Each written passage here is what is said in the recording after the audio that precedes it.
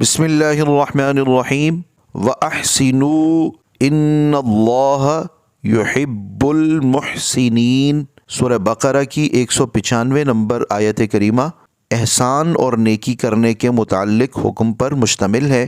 احسان کرنا ہمارے اردو والے احسان کا ہم معنی نہیں، بلکہ اردو میں جسے ہم اچھائی کرنا اور نیکی کرنا کہتے ہیں، یہاں وہی معنی مراد ہے۔ اچھائی یہ سماجی ہو، والدین کے ساتھ ہو، رشتہ داروں کے ساتھ ہو، یا پڑوسیوں کے ساتھ ہو، بیوی بچوں کے ساتھ ہو، یا بیوی اپنے شوہر کے ساتھ اچھائی کرے، ان تمام کو یہ شامل ہے۔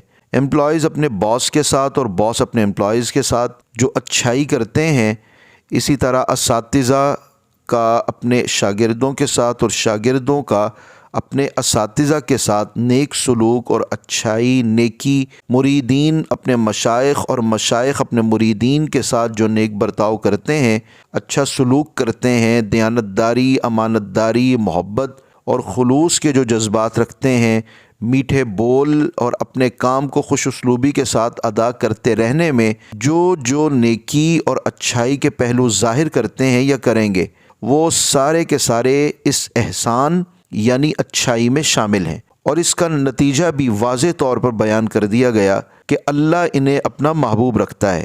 اب اللہ پاک نے یہ اس لیے بیان کر دیا بطور نتیجہ تاکہ اللہ سے محبت رکھنے والے کوشش کرتے کرتے خود کو اس کے محبوب بندے اور مقبول بندے بننے کی کوشش میں لے آئیں۔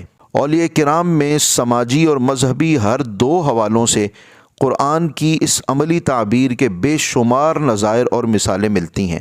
وَأَحْسِنُوا، اور تم احسان کرو، تم احسان کرو، ان اللہ، بے شک اللہ پاک، ان اللہ، ان کا حرف اس کا مطلب ہوتا ہے بے شک، یہ یقین دہانی کے لیے اور شک کو دور کرنے کے لیے آتا ہے۔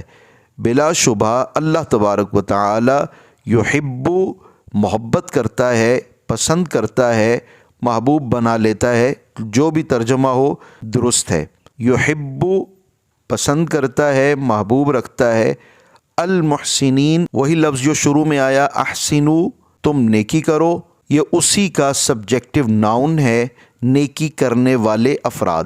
نیکی کرنے والے افراد کو یقیناً اللہ پاک بہت محبوب رکھتا ہے۔ آج کا سبق مکمل ہوا۔